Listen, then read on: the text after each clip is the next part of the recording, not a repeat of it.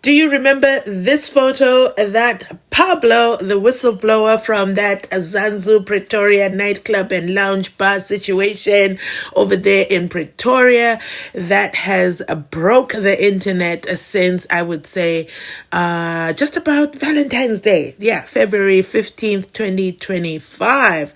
We heard through Pablo, of course. We would have never known about this, how he shares the brutal bouncer behavior that happens over there at that nightclub.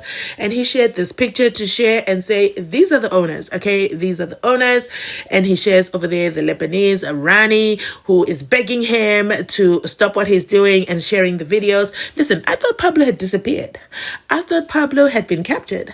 I thought Pablo was somewhere arrested, or worse yet, I thought they had got to Pablo and, might have possibly unalived him. But Pablo is very much alive, okay? Suddenly, Chiggy, he posts over there. He's posting again. He's not posting videos. I guess somebody told him, you got to stop that. You got to stop that nonsense of posting videos. You're posting victims, and you're showing their faces, and you're showing them in the most inhumane manner. Anyway, the purpose that I'm bringing this to your attention today, or should I say your urgent attention, is Neo, okay? Neo, who is not charged with anything, okay? Yes, one of the bouncers appeared in the court yesterday. I'll do that in a separate video. But Neo, who is not charged with anything, one, has hired legal representation. He has hired a very, very, very prominent lawyer. And when I say prominent, I mean expensive, okay? And his name is Advocate Zola Majavu. Okay, drop a 1 in the comment section if you are familiar with this advocate. But here's the thing. Neo has hired him, and not only hired him, went ahead and did a whole press conference where journalists were invited and they're answering questions. But basically, there were no questions answers. It was just all lip service. It was Mr. Lawyer Man over here just talking endlessly and, dancing around the questions and saying, I am the hired brief, okay? I'm the hired representation. I speak on behalf of my client. No, we will not be answering that question. Yes, there was documentation that was requested with regards to the liquor license, with regards to SIRA regulations about the bouncers. All that documentation has been submitted by Neo. And who is Neo, you wonder? Neo is a shareholder and a director. That is all we learned from this press release. Nothing else was disclosed. Neo says he's very, very, very, very sorry for what has happened in his establishment. He has been a shareholder at ZANZOU since 2018, and he is extremely sorry for the things that happened to the victims. But he can't talk to the victims because, he doesn't want to be seen to be swaying them, but he just wants them to know he's very, very sorry. And guess what? I didn't even know. He says, I didn't even know these things were happening. I didn't know these things were happening. I had no idea. Okay. Yes, I am a shareholder. I found out when everybody found out. Okay. I found out on the internet, just like everybody else. And then I'm exposed. So this is why, because Pablo exposed me as one of the shareholders. I have being held accountable in my community. Okay. My family, my dad is here. Okay. My dad has to be here as well to sit with me, to stand with me in solidarity in this moment. So my dad is also seated right beside me, right here. And my family, some of them believe the allegations. People think I'm involved in this. People think I torture people for a living. I've made a lot of money being a shareholder. And now because of that, people are holding me accountable, and I've decided to come out and speak. I want to speak for myself with my own mouth, but this Mr. Lawyer Man says absolutely not. That can never happen because, as you guys know, as the saying goes, whatever you say or do will be held against you in a court of law. So, Mr. Neo, take your lawyer's advice. Do not say a word. Beep. Okay, remain silent. But his eyes, okay, watch his eyes in the next clips. You will see that his eyes speak volume. Okay, there are times where he really wants to speak for himself. But, he's paying Mr. Lawyer Man a lot of money, so he has to follow his guidance. And Mr. Lawyer Man, I have my opinions on him already, but yeah, it is what it is. So I'm going to play the clips here, the interesting clips. So make sure you watch till the end because it's not going to be a long video. It's not going to be a long video. It was an hour long, okay, press conference of nothing. I just clipped out the parts that are just relevant to what we need to know. Pablo is still alive. That's what I wanted you to know. I'm going to share in a separate video what Pablo has shared. regarding managers.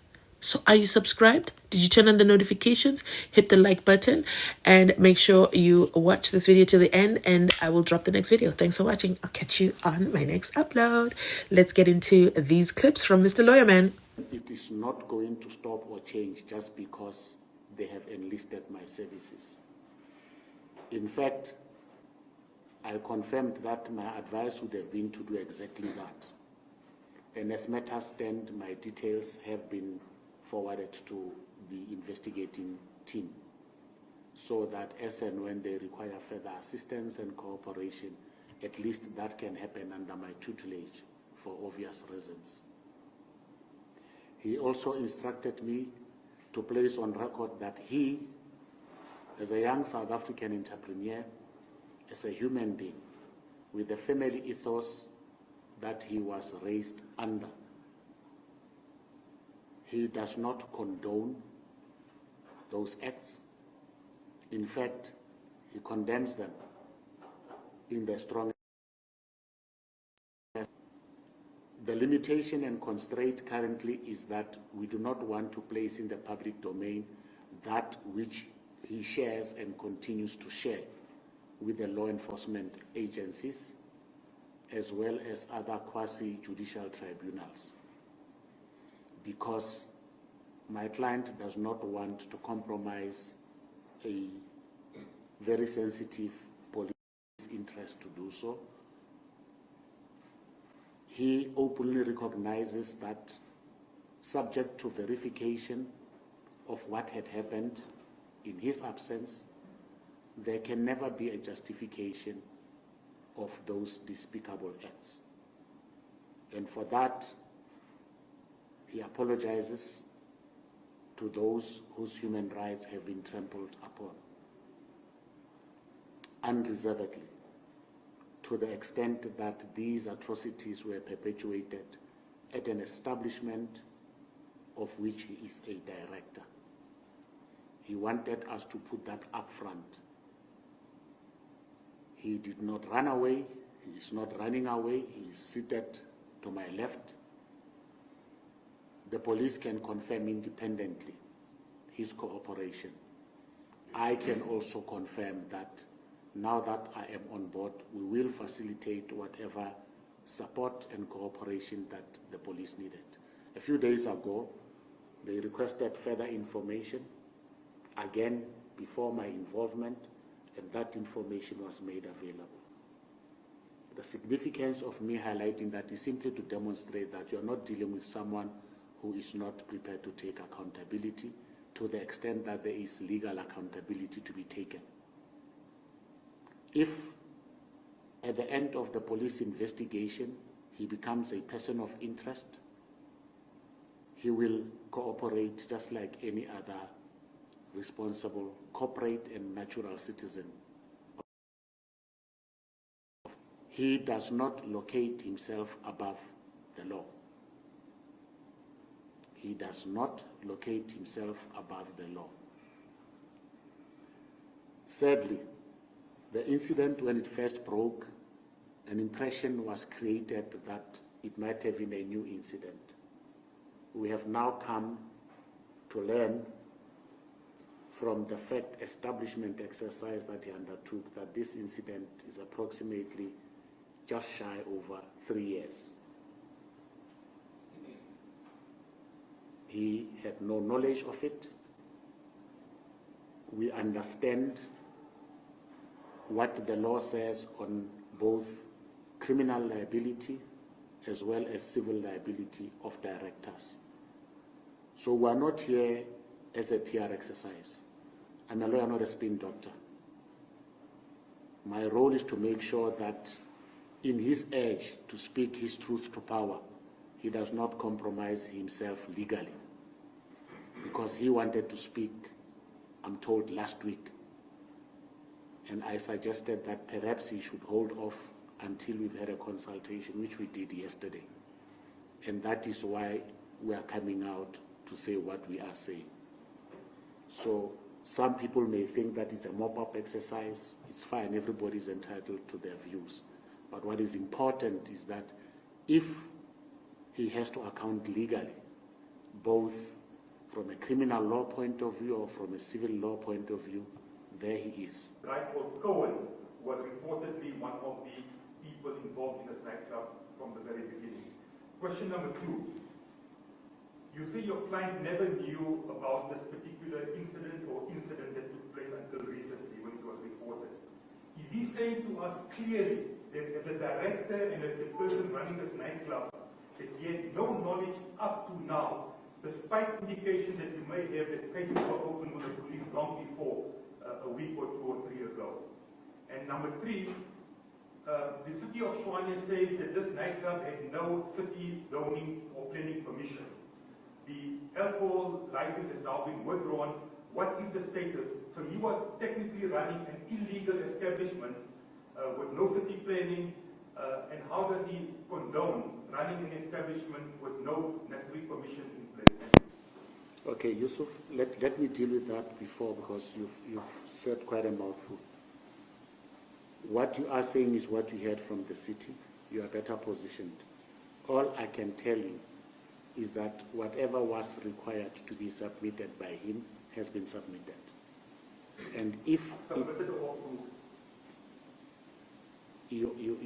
I am telling you that he is cooperating as a director, right? And I am saying whatever has been asked of him to submit, he has submitted. I do not want to accept your challenge to debate the authenticity of what you are saying with you. I'm simply recognizing you're asking a question. And I said to you, the investigation is ongoing at various levels. There's a police investigation. There's an investigation by the city from a bylaw point of view. There is also an investigation from the liquor board, to the extent that they are a licensing authority. Information has been requested of him. Information has been submitted. And to the extent that those who are investigating require more documentation to interrogate what they've received, we'll comply and they'll make a pronouncement. Your questions will be best answered once any investigative body has said, based on what we have evaluated, this is our finding. And then we can engage with that. It would be a bit of a lapse of diplomacy if I were to respond in that manner, because I understand you're asking probing questions which it may not be appropriate to respond to now, because this is not a forum at which he is expected to prove his innocence or guilt. And by him, the police asked for some documentation that has to do with the layout, as an example, of the building, post their inspection. That was done, made available. Now, the fact that this information is not out in the public domain does not mean that there are no answers to questions. Whether those answers would be found to be credible or believable or not is something else. Who is supposed to do oversight? Who's supposed to do what? It has to do with how those who were charged with the running of this establishment had designated responsibilities amongst themselves. That will answer that, but I cannot answer it here. It's very interesting that you also speak about collective accountability. In an ideal world, everybody who had anything to do with it should be standing together and be held accountable or accounting. You are right, but it's not for my client to impose his will on others. Neither is it on me to impose my suggestion, my will on others. Too much more. The picture that's been painted is of this mafia, murky-like world with these foreign players, these Lebanese and French-born owners of the company who are nowhere to be seen. As you say, your client now is taking this on the chin by himself. So obviously the obvious questions are there. Number one, who authorized that press release? Is it Neo's press release or is it the other partners and directors' press release? If the press release is something we stand on, as other journalists have pointed out, it is clear they've launched their own investigation, they fired the security team, they're aware of the incident.